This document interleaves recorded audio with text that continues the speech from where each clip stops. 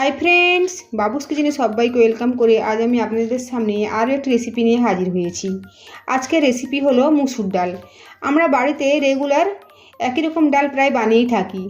আজ মুসুর ডাল একটু অন্যভাবেই বানিয়ে নিয়েছি। তা চলুন যাওয়া যাক রেসিপির দিকে। আর ভিডিওটি স্কিপ না করে লাস্ট পর্যন্ত দেখার জন্য অনুরোধ রইল। 1 কাপ মুসুর ডাল ভালোভাবে ধুয়ে নিয়ে 1 ঘন্টার জন্য জলে ভিজিয়ে রেখেছিলাম। এখন জল থেকে তুলে নেব। ডাল জল থেকে ছেঁকে নিয়ে একটা বড় বোলের মধ্যে নিয়ে নিচ্ছি। এখন এই ভিজিয়ে রাখা ডালের মধ্যে নেব সরষের তেল। 2 চামচ পরিমাণে আমি এখানে সরষের তেল নিয়েছি। দেবো হলুদের গুঁড়ো, লাল লঙ্কার গুঁড়ো 1/2 চামচ, আর কালারের জন্য দেবো কাশ্মীরি লাল লঙ্কার গুঁড়ো 1/2 চামচ, জিরে গুঁড়ো 1/2 চামচ, ধনে গুঁড়ো 1/2 চামচ।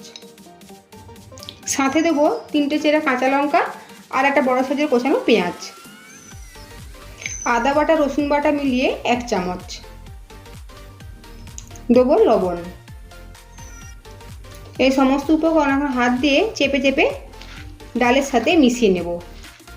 ডালের সাথে সমস্ত উপকরণ ভালোভাবে মিশিয়ে নিয়েছি। এখন প্রায় 10 থেকে 15 মিনিটের জন্য এভাবে রেখে দেব।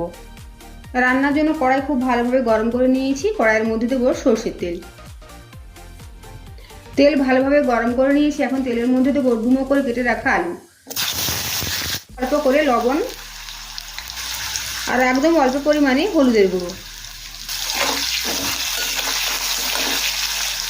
লবণ হলুদ আলুর সাথে মিশিয়ে নিয়েছি। এখন ঢাকা চাপা দিয়ে আলু লাল করে ভেজে নেব। দেখুন আলুগুলো বেশ লাল করে ভেজে নিয়েছি। এখন তুলে নেব।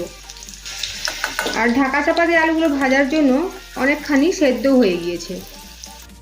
তেলের মধ্যে দেবো আগে থেকে সেদ্ধ করে রাখা 5টা ডিম। দেবো কিছুটা পরিমাণে হলুদের গুঁড়ো। ডিমগুলো ভেজে নেব। ডিমগুলো ভেজে নিয়েছি, তুলে নেব। তুলে নেওয়ার পর এই একই তেলের মধ্যে দেবো ফোড়নে গোটা জিরে, শুকনো লঙ্কা, তেজপাতা, দারচিনি আর একটা এলাচ। কয়েক সেকেন্ড সময় নিয়ে ফোড়নটা ভেজে নেব। ফোড়ন ভেজে নিয়েছি। এখন দেবো একটা ছোটো সাইজের কোচানো টমেটো। কিছুক্ষণ সময় নিয়ে টমেটোটা নেড়ে চেড়ে নেব। এর ফলে টমেটো অনেকটা নরম হয়ে যাবে। টমেটো নরম হয়ে গিয়েছে অনেকখানি। এখন দেবো মেখে রাখা মসুর ডাল।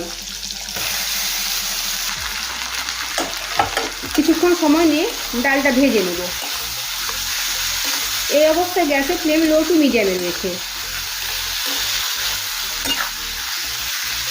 রান্নার টেস্ট বাড়ানোর জন্য অবশ্যই ডালটা এই পর্যায়ে কিছুক্ষণ সময় নিয়ে নেড়ে চেড়ে ভেজে নিতে হবে।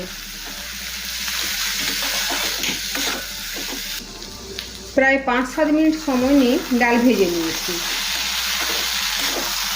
এখন ডালের মধ্যে দেবো 1 কাপ পরিমাণে জল। এখানে আমি গরম জল ব্যবহার করছি। জল দেওয়ার পরে দেবো আগে থেকে ভেজে রাখা আলু আর ডিম।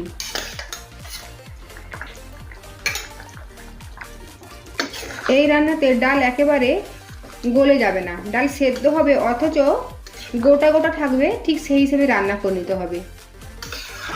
তাই জলের পরিমাণ বেশি দিলাম না। যেহেতু আগে থেকে আমি ডালটা ভিজিয়ে রেখেছিলাম, তাই ডাল খুব তাড়াতাড়ি সেদ্ধ হয়ে যাবে।